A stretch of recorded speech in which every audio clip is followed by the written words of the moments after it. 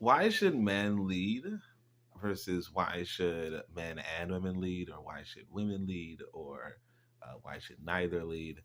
These questions all culminate to a really interesting answer, which is that men lead to protect women. Now, it seems a little convoluted, but I'd like to explain. Basically, what leadership is going out in the front. Okay? When you go out in the front, you are able to assess a threat. One thing we have to realize about this world, and I think it's pretty interesting when you look into particularly European literary tradition. So, the European literary tradition tells you that there's three ways to write a story, right? It's man versus nature, man versus society, or man versus man. Now, obviously, I've written a novel called The Zubiri, where it's neither of those things. So you can have a story outside of that. But usually, what Europeans will tell you is that every story is adversarial, right?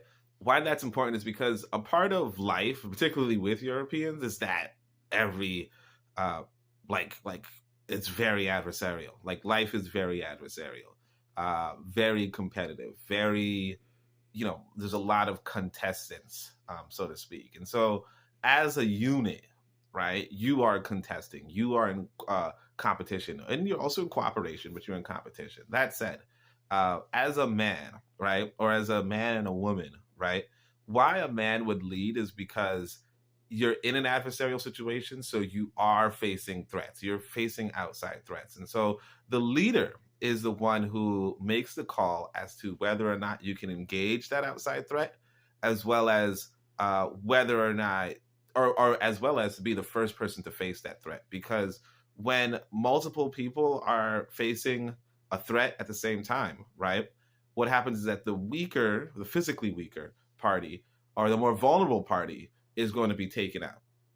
And of course, if you really go into the family orientation, you want to recognize that you do not want to bring a child on the front line, and you do want, but you do want a front line, right? So you do need one party to stay back and be with the children, right? So the way how I usually articulate it is that men and women are protectors and healers, right? Men are the primary protectors and secondary healers. Women are the primary healers and secondary protectors, right? And the people who are being protected and healed the most are obviously the children, right? But if you, inside of this arrangement where you have family, where you have a family, where you have man, woman, child, that kind of dynamic, or man, woman, children, those kind of dynamics, or even men, women, and children, what you want is for the men to be the front line, right? They are assessing the threat, they are engaging the threat, they are going out and so on and so forth. And then you have women, right, coming together and protecting the children. And it's a pretty interesting video. You probably can't find it anymore online, but there was this video showing the Suriname Maroons and how their society was, how it was formulated in a sense, and what you will see, or how it was functioning. I'll say that, right? And what you'll see is that the women stayed back and cooked, and the society and the children were running around. It was a nice, communal village or what have you. And then the men went out hunting, right? Or the men went out to engage foreigners, if so be, or foreign threats. But the men went out for days hunting. And the thing is this, that you don't want the children to go with the men, right?